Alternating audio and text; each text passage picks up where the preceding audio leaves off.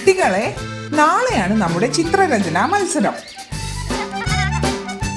ഓരോരുത്തരും ഓരോ shape select ചെയ്യണം. ആ സെലക്ട് ചെയ്ത ഷേപ്പ് കൊണ്ടായിരിക്കണം നിങ്ങൾ ചിത്രം വരയ്ക്കേണ്ടത്. ഏറ്റവും നല്ല ചിത്രത്തിന് സമ്മാനവുമുണ്ട്. അപ്പോൾ എല്ലാവരും റെഡിയല്ലേ? ഞാൻ സമചതുരം എടുക്കുന്നു. സമചതുരത്തിലുള്ള ചിത്രം ഞാൻ വരയ്ക്കും. എന്നാ ഞാൻ ദീർഘചതുരം എടുക്കും. എന്നോടാ കളി.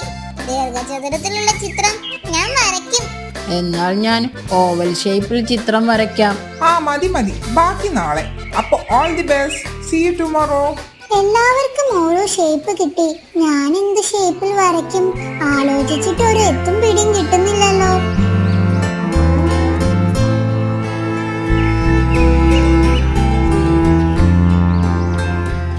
എന്തു പറ്റി മോളെ?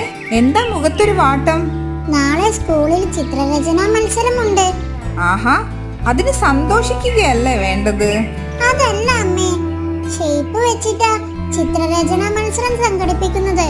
ഓരോരുത്തരും ഓരോ ഷേപ്പ് കണ്ടുപിടിച്ച് അത് വെച്ച് വേണം ചിത്രം വരയ്ക്കാൻ. എല്ലാവർക്കും ഓരോ ഷേപ്പായി. ഞാൻ ഏത് ഷേപ്പിൽ വരയ്ക്കുമെന്ന് ആലോചിച്ചിട്ട് ഒരു എത്തും പിടിയും കിട്ടുന്നില്ല മമ്മി. വിഷമിക്കണ്ട, നീ കണ്ണു തുറന്നൊന്ന് നോക്കിക്കേ. ഈ ലോകത്ത് എന്തെല്ലാം ഷേപ്സ് ഉള്ള വസ്തുക്കളുണ്ടെന്ന്. അത് ശ്രദ്ധിച്ചാൽ തന്നെ നിനക്ക് നാളെ വരയ്ക്കാനുള്ളത് കിട്ടും. മമ്മിയെ സഹായിക്കാം. അത് നല്ലൊരു ഐഡിയ ആണല്ലോ. ഞാനൊന്ന് നോക്കട്ടെ. ജനലൊരു സമചതുരമാണ്.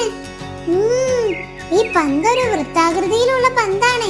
ഇപ്പോൾ എനിക്ക് മനസ്സിലായി. ഞാൻ വൃത്താകൃതിയിലുള്ള പന്ത് വരയ്ക്കും.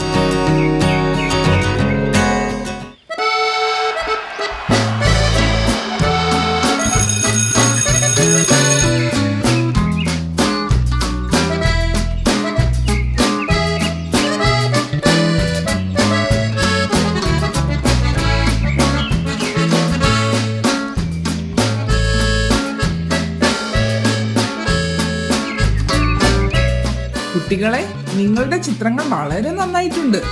എന്നാൽ ജോമി വരച്ച ചിത്രമാണ് അതിൽ മികച്ചു നിൽക്കുന്നത്. കണ്ടില്ലേ, അവൾ വൃത്താകൃതിയിലുള്ള ഒരു ഫുൾ ചിത്രം തന്നെ വരച്ചു. അതുകൊണ്ട് തന്നെ the first prize goes to Jomiya.